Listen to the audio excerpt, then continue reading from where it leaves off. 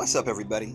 How you guys doing, man? Welcome back. Welcome back. It's nice to have you all here with me today, of all the places that you could be.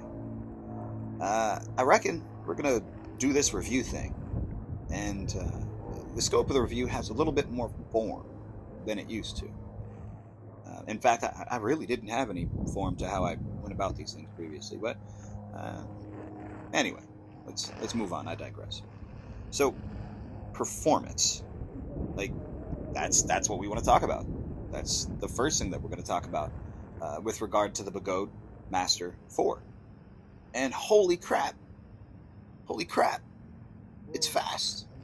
I mean, the thing is insanely fast. It's capable of 60 plus miles an hour. As it stands right now, I've only been able to hit 53. I've got some sort of tilt back there.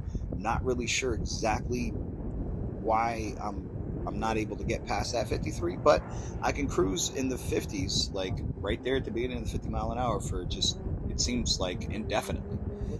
It's pretty awesome, actually, for that. And then the range, okay?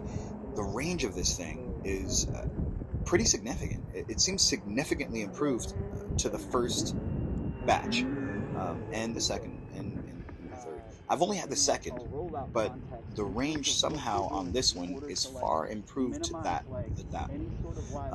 I can just ride all day long, ripping fast for extended periods of time, and it doesn't seem to eat at the battery the way that it did on the version 2 Master that I had, which I noticed significant sag on with the version 2. So with this one, there's not nearly the disproportionate sag on the batteries, and it just seems to want to ride all day long in a high performance context. I mean, I posted the other day a run where I went outside. It was real cold.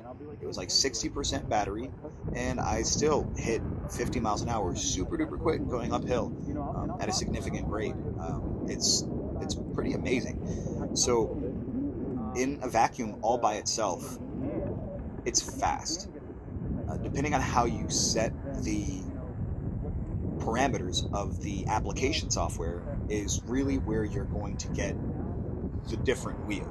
So if you want a really torquey experience that's great for off-road, then you want to set the off-road setting, and you want to probably bring the field weakening down, and that way you're able to extract the most torque out of your wheel possible.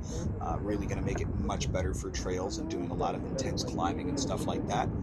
However, if you want to go super duper fast, if you want to just be able to rip and ride, and make the 40s and early 50s your biachaka, then you're just going to want to turn that field weakening up to about 50%, and then you are going to want to set that alarm for 80%, that PW alarm, and then hold on tight, buckaroos, and get on in there.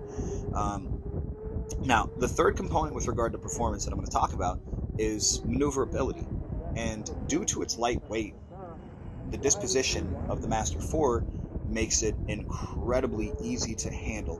So, lightweight, high pedals, narrow profile, all of these things come together to make a wheel that is easy to clear lots of off-road obstacles and terrain. You're not going to really clip your pedals on the occasional rocks, roots, or deviations in grade to the left or to the right if you're riding in a crevice, or in the bottom of a like a little V taper. You guys know what I'm talking about if you've ridden on some mountain bike trails and stuff like that. So, all in all, I would say that the performance is top notch.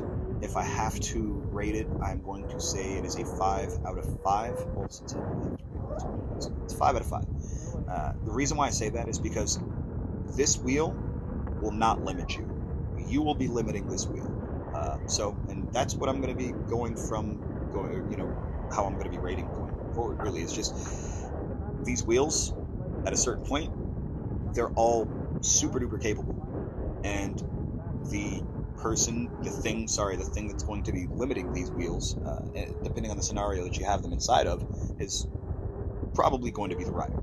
So 5 out of 5. This wheel will not limit you. Your expression and desire for speed, cornering, and handling will be fully satisfied. You will be able to do every single thing that you want to on this Begode Master 4 with regard to performance, whether it's off-road, intense technical stuff requiring a lot of torque, or it's high-speed track stuff that requires a lot of speed. So yeah, 5 out of 5.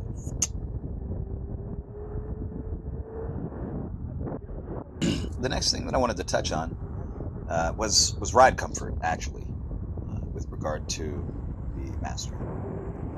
And with every wheel going forward, these will be the metrics.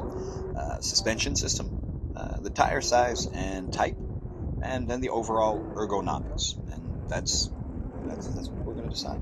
Ride comfort. So, the suspension system that you get out of the box, I'm not going to lie, I didn't give it a go. I've heard lots of good things about it in terms of how Begode has upgraded the quality of the air shock that is there by default. So I've heard lots and lots of good things about that.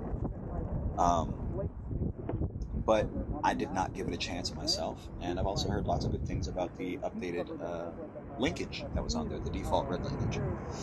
But when selecting my Master, I decided that I wanted the blue S-type linkage. It just called out to me. When I saw that and the cobalt handles, I just knew that was going to be mine. I was absolutely positively in love.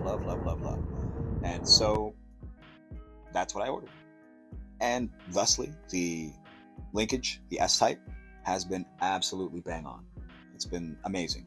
It works super duper well. It's not what I would consider a drop. Maybe it is for drops. I haven't super duper tightened it up. I'm not gonna lie. Like, I haven't tightened up the spring as much as I can because I really like the way that it feels. It has a. I've configured it to where it works really great for the road, for racing. So I don't really want it to be like super duper stiff. And like I have the certain amount of play that I want in it, and I really like it where it's at. For the way that it feels, I definitely do like the suspension, and the aesthetics of it are just, it's gorgeous. It is it's a 20-inch wheel, so it's going to be a lot more comfortable, gliding over a lot of obstacles that 14 and 16-inch wheels are going to make you acknowledge along the way. So little divots and rocks and incidental things will oftentimes cause problems, or train tracking or deviations and how you're moving. They're obstacles, man. They're obstacles. But on a 20-inch wheel, you're just gonna, go over them a little bit easier. So, with love for the 20-inch wheel, we're gonna say that it's pretty well comfy. It's not quite as smooth and easygoing as like a 22 or a 24-inch wheel, but yeah, it's pretty damn amazing actually. For that middle ground. The type, we've got that knobby tire. Don't feel like, it's not a CST. I think it's a Kenda knobby. And honestly, there's no fall off. There's no cliff. I'm not taking it off road. In terms of performance riding, I have taken it off road, but it's not my goal to ride this thing off road. I've decided that it is a street fighter for me. Plenty of traction. It's very comfortable. It's a little bit noisy. It gives you that little bees, that like sound when it's riding down the road, especially at speed. So, it's plenty of traction. I can't really poke any fun at the tire. It never has lost grip for me or anything like that. And in terms of the ergonomics of the Master, with the stock pads, it is it's accommodating simply because there's just so much room in between what would be considered your pads. So lots of flowy options. They give, in terms of how you want to ride, lots of flowy riding options because you're not locked in directly into the top or the bottom or the back. It's just you got this nub in the front that you can push into. You got this nub in the back that you can lean onto. And then you have this little nub that you can, kind of use to help you in the event of kind of any vertical travel, which, it's sufficient. I think for seated riding, it is absolutely primo. I love the width of it. I love the height of it. It's just the narrow profile really makes it a breeze to handle and kind of get it to do whatever you want it to do. So overall, for ride comfort, grading from the suspension, the tire size and type, and the ergonomics out of the box, I think it's almost perfect. But almost. The materials used, they make it a little bit tough. Like when you're pushing up against it, it's not quite as cushy as you would like to feel something that you're pressing into. But pads, they knee pads with shin guards, they delete that, so it's not really that big a deal. But yeah, I give it 4 out of 5 for comfort, for sure.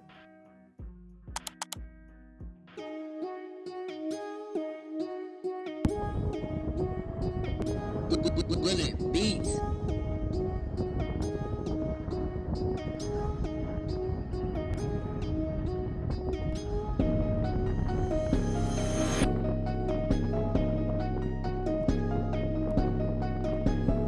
Bullet beats. If y'all don't want to stay tuned, man, after I got that E-Rides kit, it got crazy. And that was only the first half of the review.